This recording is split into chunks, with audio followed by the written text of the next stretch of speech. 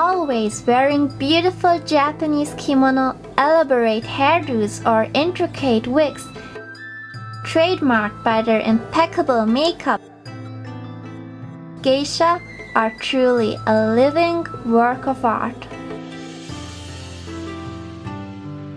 What I'm going to show you today is an easy and inexpensive method of the traditional geisha makeup using tools you can easily get your hands on.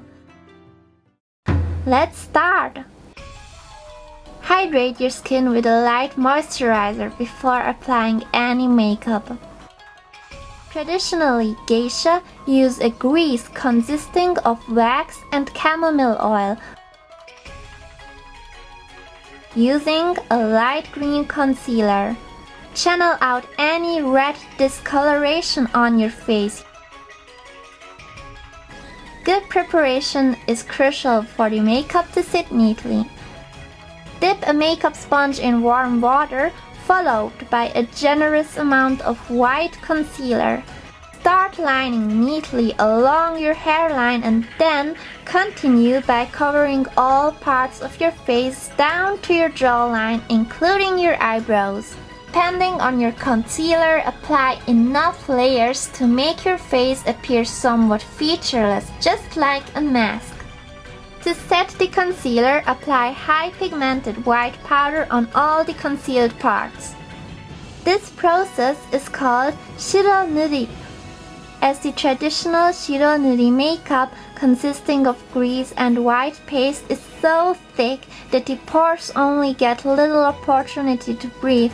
Many geisha experience skin alterations. Blush is usually applied around the eyes up to the brow bone. Only on geisha apprentices a hint of pink blush is used. I use copper blush and press a large powder brush following the shape of my eye socket. A geisha's eyebrows are straight and in line with the corners of the eye. I used a simple face razor to get my eyebrows in shape. Using an eyebrow pencil in a dark but natural shade, carefully fill in your eyebrows. Now tint your eyebrows with a red eyeshadow.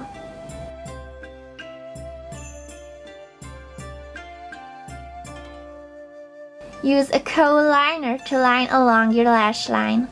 Start at the very inner corner of your eye and stop with a small wing. Using red lipstick, outline a petal around the black eyeliner from the corner of your eye and covering a fourth of your lower eyelid. Carefully fill in the shape to create more expressive eyes. These red accents are necessary to both fire up the expression and add a sophisticated touch. And we can agree that without these, a geisha would look quite spooky. Apply lengthening mascara on the outer part of your eyelashes to match the petal shape.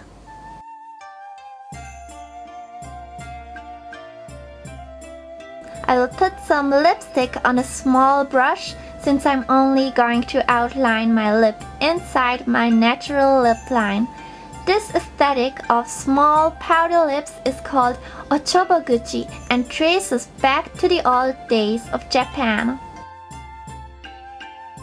Look for a shading powder that is as close as possible to your natural hair color. Gently cover up some of the white makeup using small amounts of the shading powder. Rather than taking a large amount of shading powder at once, try to layer up until the white spot is hidden.